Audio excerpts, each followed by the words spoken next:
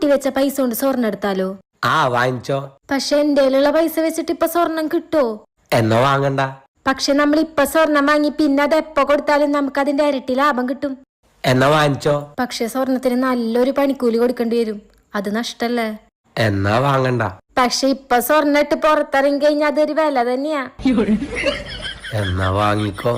പക്ഷെ സ്വർണ്ണം ഇട്ട് പുറത്തു പോയി ആരെങ്കിലും പൊട്ടിച്ചോണ്ടോ അതിന്റെ ഉത്തരവാദി ചേട്ടനായിരിക്കും. എന്നാ വാങ്ങണ്ട. ഇന്നലത്തെ സ്വർണത്തിന്റെ വില അനുസരിച്ച് ഇന്ന് 2000 രൂപ കുറവുണ്ട്. നമുക്കിപ്പൊ പോയി എടുത്താലോ? വാങ്ങിച്ചോ. അല്ലെങ്കിൽ നമുക്കൊരു കാര്യം ചെയ്യാം, സ്വർണം വാങ്ങണ്ട, വെള്ളി വാങ്ങാം. എന്നാ വാങ്ങണ്ട. അതെന്താ വെച്ചാ പിന്നെ നോക്കാം. നമുക്കിന്ന് പരിപ്പ് കറി ഉണ്ടാക്കിയാലോ? വാങ്ങിച്ചോ. മനുഷ്യ, നിങ്ങൾക്ക് ഞാൻ ചോദിക്കുന്നത് കേൾക്കണില്ലേ? എന്നാ വാങ്ങിക്കണ്ട. ഞാൻ എന്താ ചോദിക്കണേ, നിങ്ങൾ എന്താ പറയണേ? വാങ്ങിച്ചോ. നിങ്ങക്ക് കുഴപ്പമൊന്നുമില്ലല്ലോ. എന്നാ വാങ്ങിക്കണ്ട. വാങ്ങിച്ചോ.